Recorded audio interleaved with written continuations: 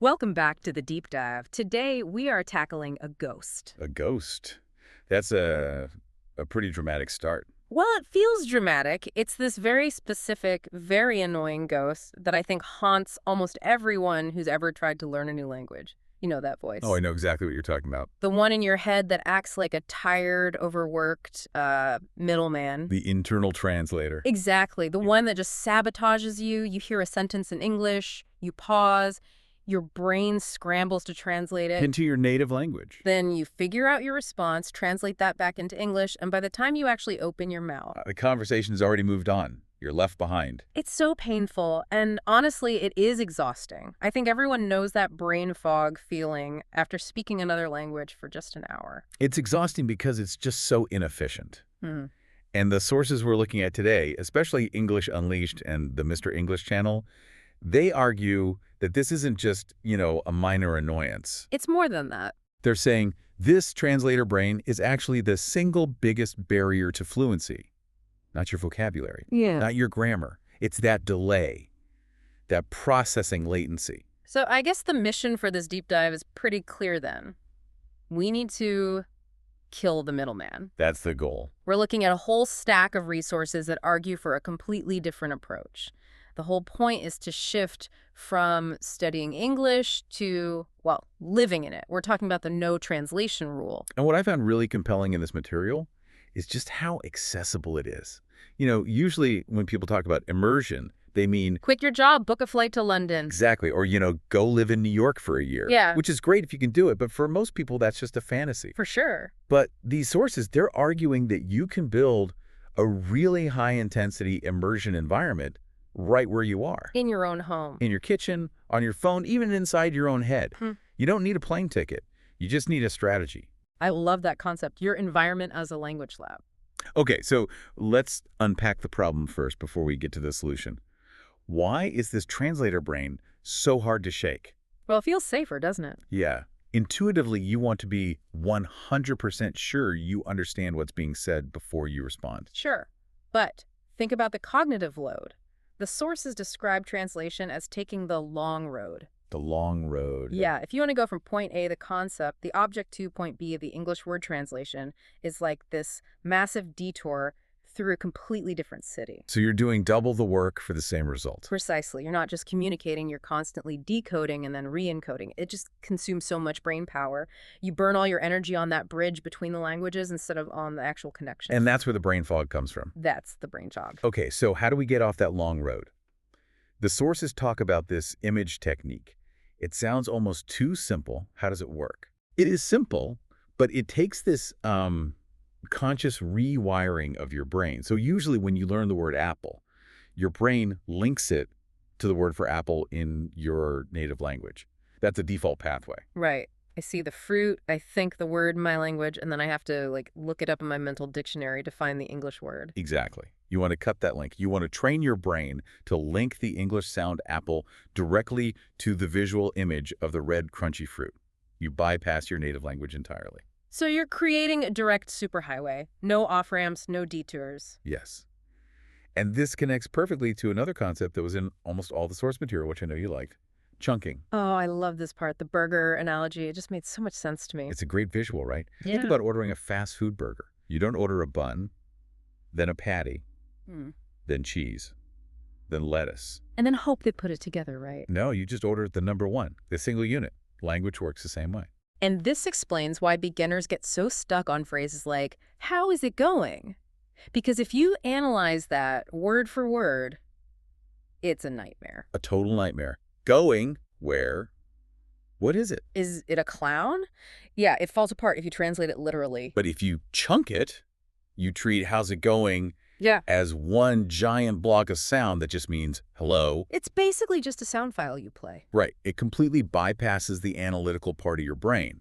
You're not thinking about subject-verb agreement. You're just firing off a pre-made chunk of meaning. It's faster, it's more natural. And it frees up your brain to actually focus on the person you're talking to, not the sentence structure. That is the key distinction. Okay, but let's get practical, because stop translating is much easier said than done. For sure. The sources talk a lot about environmental immersion, and they call it the lazy way. Which is my favorite way to learn anything, let's be honest. The lazy way is great because it relies on passivity. And it starts with the device you already look at, what, 50, 100 times a day? Your phone. Your phone. So the advice is to change your language settings to English. Now, I have to play devil's advocate here for a second. I know people who are terrified to do this. Oh, yeah. The fear is real. They think they'll get lost in the menus and, like, accidentally delete all their photos. That's a very common fear. Mhm. But the sources argue that's exactly why it works so well. You have to rely on muscle memory. You already know where the buttons are. So you don't even really read the word settings, you just tap the gear icon. Exactly. So by switching to English, you are passively exposing yourself to words like notifications, share, edit, download. You're not sitting down with flashcards. You're just seeing them over and over until they become second nature. It's incidental learning. You learn by doing something else. And if you think about it, seeing the word edit 500 times in a month, you're going to learn it. Whether you want to or not. Yeah. And the stakes are low enough that you figure it out, but just high enough that you have to pay attention. They suggest doing this in the physical world too, right? With labeling things. Yes, the sticky note strategy. It sounds really basic, just putting a note on your mirror or your fridge. But the trick is to move on from single words quickly. Right. Don't just write mirror. No, that's too easy. Write, I look in the mirror. Or for the fridge, don't just write fridge. Write, I am opening the fridge. It gives you the verb and the context right away. I really liked the section on the supermarket as a classroom. I usually hate grocery shopping, but this actually made it sound kind of fun. It turns a chore into a game, a little scavenger hunt. The idea is to narrate your trip. You're not just buying milk, you're walking through the dairy section. You're looking for boneless, skinless chicken. That's a great example. You'd almost never learn boneless in a textbook, but you see it everywhere in a store. Exactly. Or you're choosing between still water and sparkling water. Hmm. The context is right there. You don't need a dictionary for frozen foods because you're standing in front of a giant freezer and you're cold. That multisensory part is huge. You feel the cold, you see the ice cream, you read the sign. That connection has to be stronger than just a word on a page. Much stronger. It anchors the language in reality. Okay, so we've got the phone, we've got the house labeled, we're learning at the grocery store, but these are all external. The sources then pivot to something really interesting. The internal world. Narrating your life. The internal monologue technique. This is crucial because it fills all the dead time in your day. Like when you're waiting for the bus or making coffee. Exactly, or folding laundry. Usually your brain is just drifting, or maybe you're worrying about work in your native language. Right. The goal is to hijack that time. You just narrate what you're doing in English. Like a movie voiceover. I am walking to the kitchen. I am opening the cupboard. Exactly like that. Where's the bread? Oh, the water is hot. I need a spoon. It sounds almost childish, but you're forcing your brain to retrieve English words in real time. And the best part is, no one can hear you. Zero pressure. It's a completely safe space. That's the key. If I say the water are hot instead of is hot, the grammar police aren't going to jump out of the cupboard and arrest me. Nope. And that builds what we call fluency under safe conditions. You get used to the feeling of thinking in English without the anxiety of judgment. But here's where it gets really interesting. What happens when you get stuck? Right, because you will. You're narrating your breakfast and you suddenly realize you don't know the word for, I don't know, refrigerator. The old instinct, the student instinct, is to stop everything, pull out your phone, and look it up. Which breaks the flow. You're back to translating. You're back on the long road. Exactly. The sources suggest a different tactic. Just describe it. If you don't know refrigerator, call it the big cold box in the kitchen. The big cold box. I love that. It's clumsy, but it works. It gets the job done. It keeps your brain in English mode. You're solving a problem with the tools you have instead of giving up. That's a much higher level skill than just knowing one vocabulary word. It's a survival skill. It is. If you're in a foreign country and need a pharmacy, but you can say the shop where they sell medicine, you survive. It's about being functional, not perfect. Okay, so we're thinking in English, we're narrating, but eventually we have to actually open our mouths and speak to other humans. And that's where the fear really kicks in. Totally. The sources bring up a technique called shadowing to bridge this gap. Can you break that down? Because I think a lot of people just think it means repeating. Yeah, it's different from the old repeat after me drills from school. Shadowing is a bridge between listening and speaking. You're not repeating after the recording finishes. You are mimicking it simultaneously. It's just a fraction of a second behind, like a shadow. Exactly. If you're listening to a podcast or a YouTube video, you're trying to say the words at the same time as the speaker. You match their speed, their rhythm, their intonation. It's almost like singing along to a song you know really well. You're not thinking about every single lyric, you just kind of flow with it. That is the perfect analogy. You're copying the melody of the language, the prosody. And the sources say this is physically demanding. It's not just mental work. It's physical training for your mouth. You're training your tongue and your jaw to make sounds that might not even exist in your native language. Like the L sound or the American R. Exactly. Your mouth needs to go to the gym, just like your brain does. If you only read and listen, your mouth muscles stay weak. Shadowing builds that muscle memory. So that when you do speak to a real person, your mouth just knows what to do. It has a head start. Speaking of real people, we have to talk about the talk first, think later approach. I have to admit, this one sounds a little reckless to me. It does sound counterintuitive, right? We're always taught to think before you speak. Right. Be careful. Don't make a fool of yourself. But in language learning, that overthinking just leads to silence. If you try to build the perfect, grammatically correct sentence in your head, the moment passes. It's analysis paralysis. Total paralysis. The advice here is to trust your instincts, trust those chunks we talked about, and just let it out. Communication is about connection, not perfection. And mistakes are just going to happen. They are.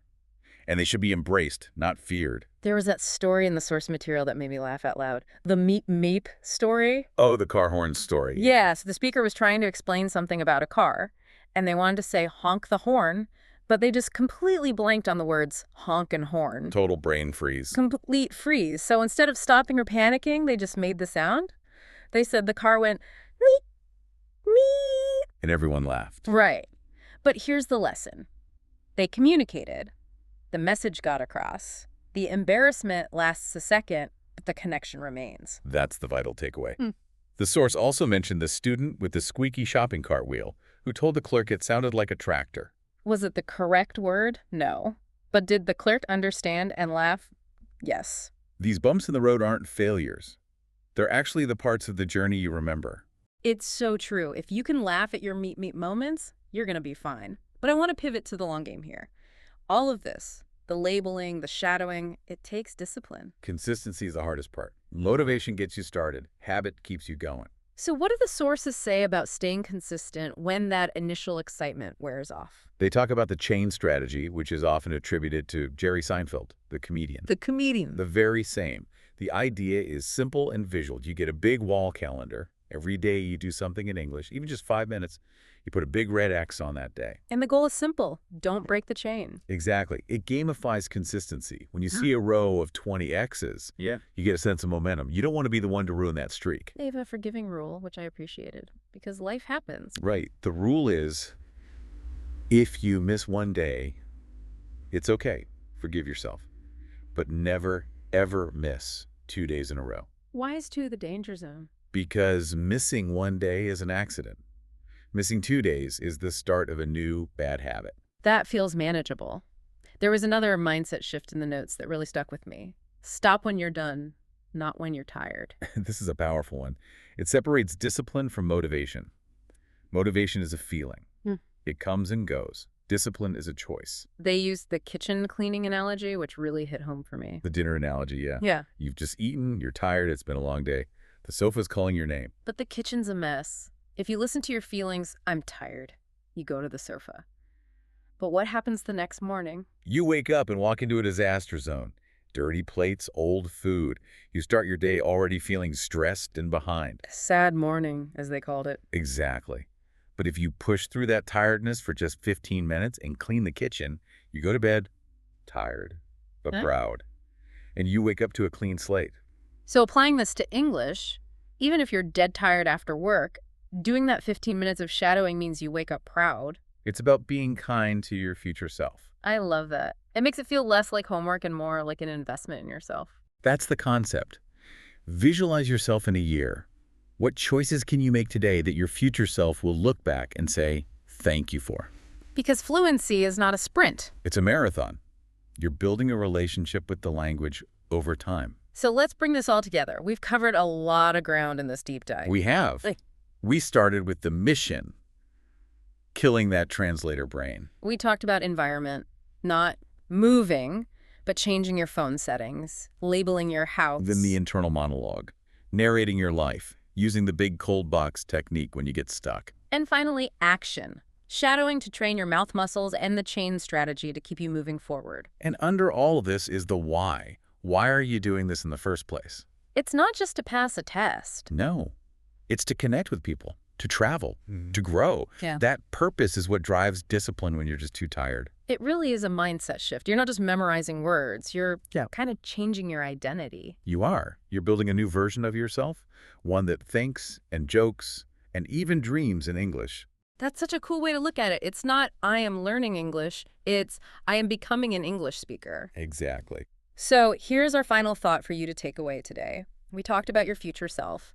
I want you to just pause for a second and really picture that person. In 1 year, they're fluent, they're confident. Maybe they're making a meet me joke and laughing about it. Ask yourself, what is one small thing, just one thing that you can do today, right now, that your future self will thank you for? Maybe it's changing your phone language. Maybe Right. it's narrating your walk to the car. Whatever it is, do it for them. Thanks for diving in with us today. Keep practicing and trust the process. See you next time on The Deep Dive.